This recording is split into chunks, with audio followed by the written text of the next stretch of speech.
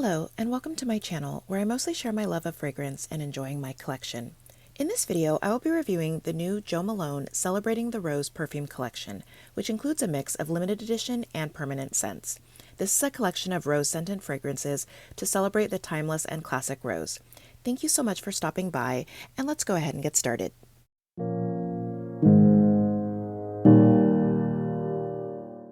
So Jo Malone released the Celebrating the Rose collection in January 2022.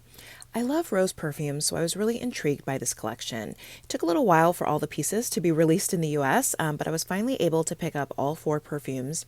And there's also some other items such as candles and diffusers that I didn't pick up. Now, 2 of these scents are regularly available, and the other 2 are re-releases of prior limited edition offerings, but I missed them in the earlier releases. All of the ones in this collection come in special limited edition bottles. So first up is Red Roses, which is a permanent scent, and it was first released in 2001. This limited edition bottle has pretty red script and a red bow.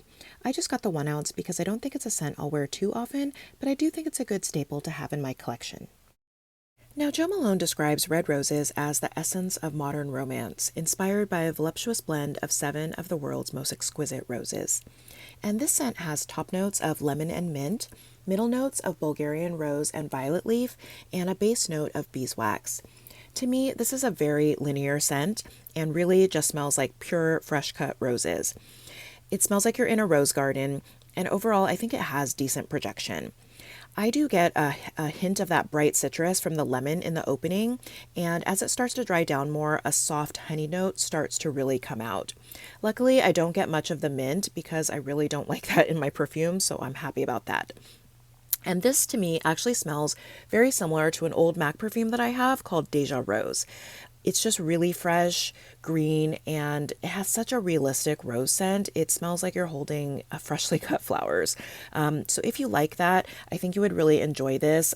You could possibly also mix this with, a sweet scent or maybe a spicy scent if you want to bring in, some layers onto that very realistic rose.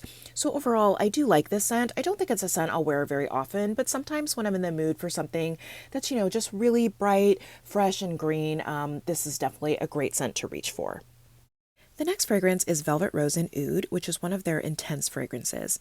It was first released in 2012, and this is the 1.7 ounce bottle. It has a beautiful dark red bottle with a dark red bow and the same pretty script the whole collection has. And this fragrance is described as the darkest damask rose, and it has a top note of cloves, middle note of damask rose, and a base note of agarwood, also known as oud, and nougat, also known as praline. This, to me, is a stunning, stunning perfume. It is a deep, jammy rose scent with a beautiful creaminess from the nougat, mixed with kind of a smoky oud. And it's dark. I'd say it's very sexy and delicious, but not overly sweet. I'm actually surprised it doesn't have saffron in it because I feel like saffron pairs really well with rose, and this does kind of have that spicy quality that you get in saffron perfumes, but it's not listed, so I'm assuming it's not in there. But overall, this has really good staying power, and it's definitely one of the strongest scents in this collection, which makes sense since it's classified as an intense fragrance. I really love this one. It's definitely my top favorite in this line, and I love that it's regularly available, so if you miss out on this bottle, you should still be able to pick it up. But overall, I just think this is a really beautiful, deep rose scent with a beautiful smoky aspect, but not too smoky, and a really beautiful sweet note from the nougat. In a way, this actually reminds me of a cross between 2 Maison Lancôme scents, Oud Bouquet, but less sweet, and Roses Berberanza, but less spicy. But overall, this is just a beautiful rose fragrance. Is Rose Blush, which was first launched in 2021 in a bottle that I could not stand, so I'm really happy that they re-released it with a nicer presentation. This is also 1.7 ounces, and it has a pretty blush pink script and bow. And this is described as the charm of blushing pink rose petals. It has top notes of basil and lychee, middle note of pink rose, and base notes of cedarwood and white musk. Now, initially, these notes didn't sound super appealing to me.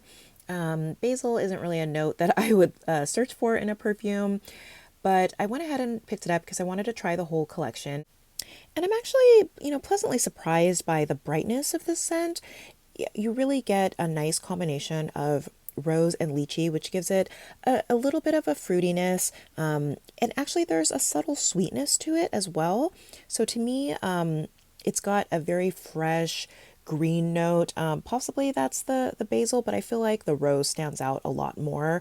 So it comes across as like a sweet, fresh, fruity floral, but the rose note is definitely really prominent. So you have to want that to kind of be, the star of the scent.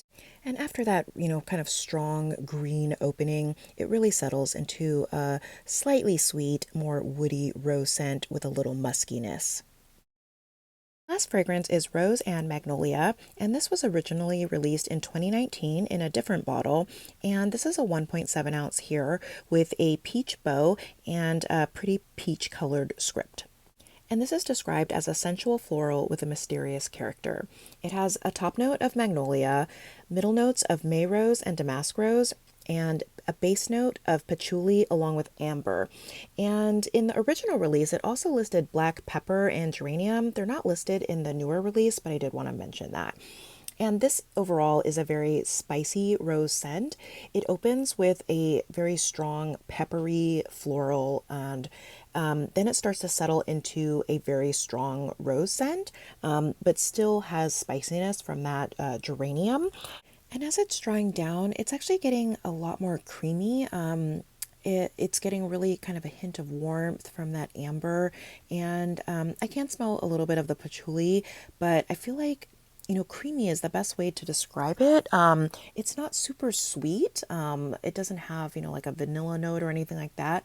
But the rose is just settling into this nice, soft, creamy kind of quality.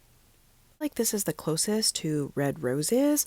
Red Roses definitely has, a stronger rose scent, but this is the closest one after that, only with that added bit of kind of creaminess and a little bit of spiciness. Definitely a closer scent than, say, Rose Blush. So that was my review of the Celebrating the Rose collection from Jo Malone. And I, think all of these scents are nice, but there's definitely a couple standouts. I love Velvet Rose and Oud. That's definitely my top favorite. It's just such a beautiful, deep, jammy rose. And I was actually pleasantly surprised by Rose and Magnolia. I thought that would be my least favorite, but I actually like the spiciness of it. And then I think Red Roses is a great staple to have in your collection. And Rose Blush was my least favorite. I actually felt, it doesn't have great longevity and it just wasn't unique. So thank you so much for watching and let me know which of these you're interested in trying.